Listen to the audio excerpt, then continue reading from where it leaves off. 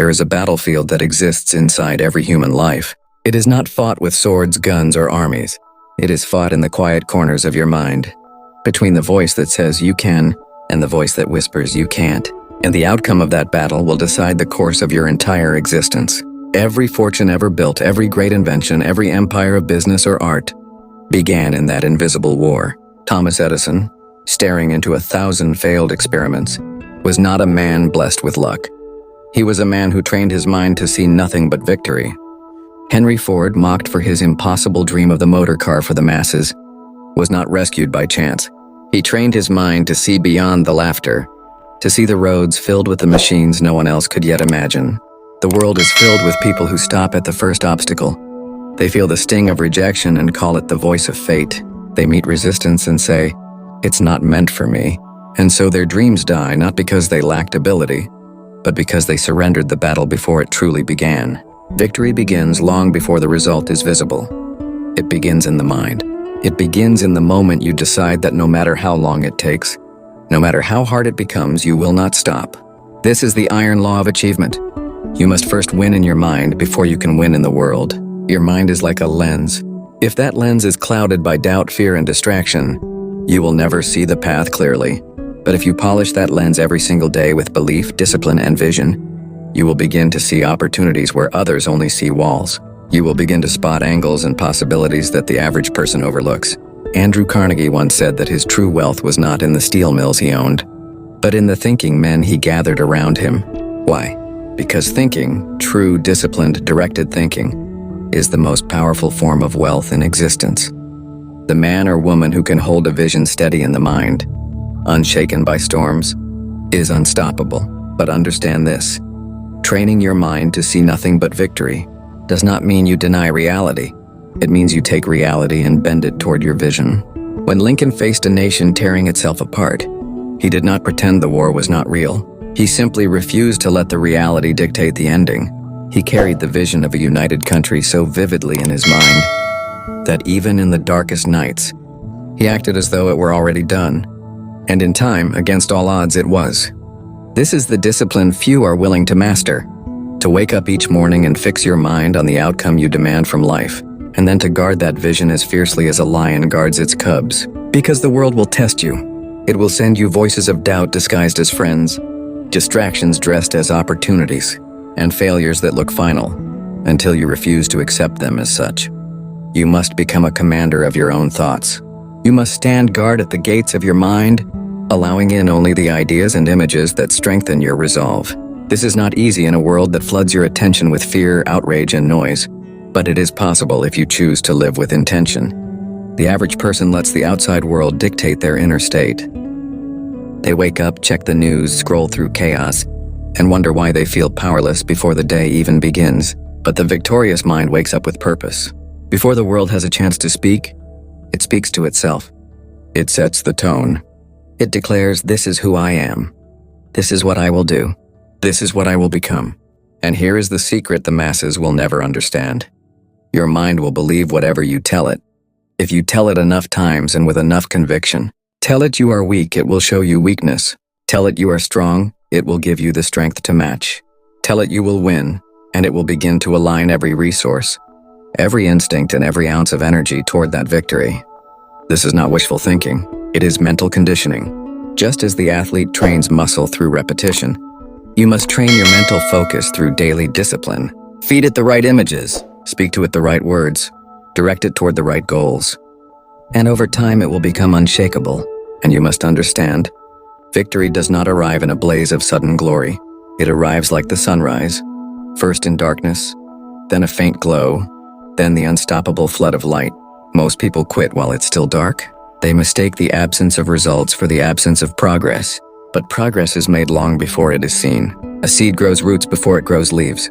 The work is done underground before it ever appears above the surface. When Walt Disney stood on a patch of swampland in Florida, he saw the castles, the music, the laughter, the families, before there was a single brick, before there was a single dollar to fund it. The world saw mud and mosquitoes. He saw a kingdom. That is the trained mind, and the mind that refuses to see the present as the final reality. Your present circumstances are not a verdict. They are raw material, clay in the hands of your determination. The mind trained for victory knows this. What is only the starting point. It is what can be that matters. This kind of vision requires discipline, not the occasional spark of motivation when you feel inspired, but the daily grind of mental focus when you feel nothing. It's easy to see victory when the crowd is cheering. It's harder to see it when you're alone, exhausted, and the only sound you hear is your own doubt echoing in your head. That is the moment that separates those who dream from those who achieve. You must learn to speak to yourself like a commander to his troops. Clear, decisive, unshaken. This is the mission. This is the outcome. This is non-negotiable. The world responds to the man or woman who has already decided. When your mind is set, when your words and actions move with certainty, people, resources, and opportunities begin to align. It is as though the universe itself respects a decision made without hesitation. But you cannot fake this certainty. It must be built, brick by brick, thought by thought, until your inner conviction is as unshakable as a mountain. This is why every morning matters. The first thoughts you allow into your mind are the architects of your day. Do not hand that power to chaos. Begin your day with vision, with gratitude, with the rehearsal of your inevitable victory.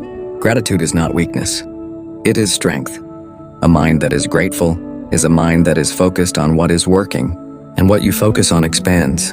Andrew Carnegie, the richest man of his era, kept a habit of writing down every blessing, every advantage, every opportunity.